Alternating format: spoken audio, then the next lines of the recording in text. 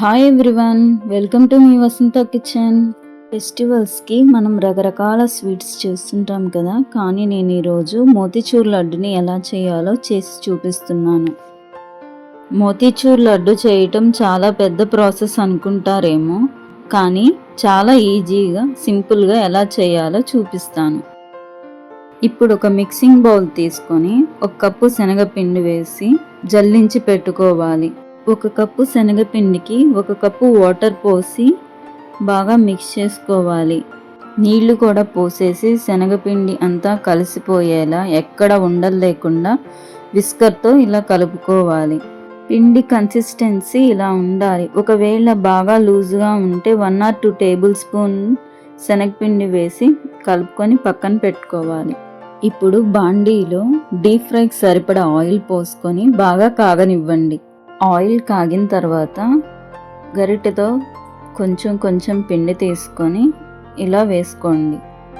మనం బూందీ ఎలా అయితే చేసుకుంటామో సేమ్ అదే ప్రాసెస్ మొత్తం, కానీ బూందీ గరిటెను ఉపయోగించకుండా ఇలా సింపుల్ ప్రాసెస్లో చూపిస్తున్నాను.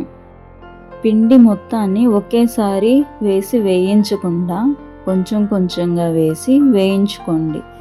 ఇలా పిండిని ఒక 30 సెకండ్స్ ఫ్రై చేసి ఆయిల్లో నుంచి తీసి ప్లేట్లో వేసుకోండి. ఇలాగే రిమైనింగ్ పిండిని కూడా కొంచెం కొంచెంగా ఆయిల్లో వేసుకొని ఫ్రై చేసుకోవాలి. ఆయిల్లో పిండిని వేసేటప్పుడు ఒకే ప్లేస్లో వేయకుండా ఆయిల్ మొత్తం స్ప్రెడ్ అయ్యేలాగా వేసుకోండి. ఫ్రై చేసిన వాటిని ఆయిల్లో నుంచి తీసి ప్లేట్లో వేసుకొని కొంచెం సేపు ఆరనివ్వాలి. ఇలా వేయించిన వీటిని ఒక చిన్న మిక్సీ జార్లో వేసి గ్రైండ్ చేయండి. గ్రైండ్ చేసేటప్పుడు మరీ మెత్తగా కాకుండా కొంచెం బరకగా ఉండేలా గ్రైండ్ చేసుకోవాలి. ఇప్పుడు పాకానికి స్టవ్ మీద ఒక ప్యాన్ పెట్టుకొని 1 కప్పు పంచదారకి 1 కప్పు వాటర్ పోసుకోవాలి.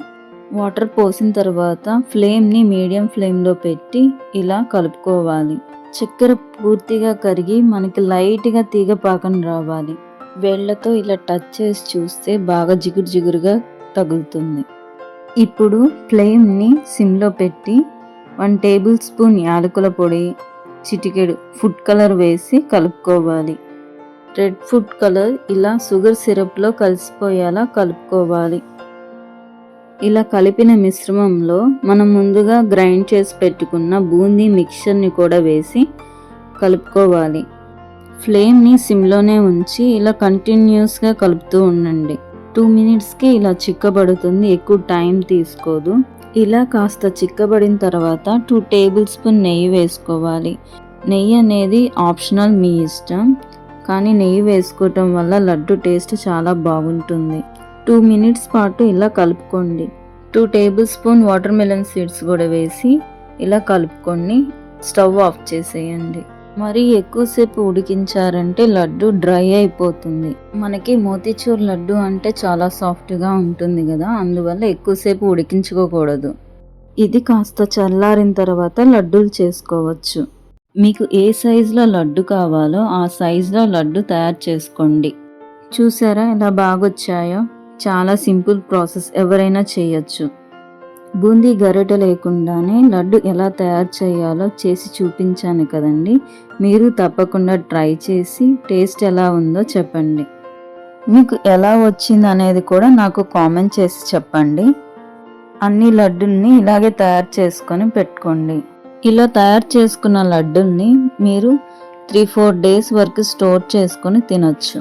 అంతేనండి, మోతీచూర్ లడ్డు రెడీ. మీరు తప్పకుండా ట్రై చేయండి. నచ్చితే లైక్ చేసి షేర్ చేయండి. Thank you for watching.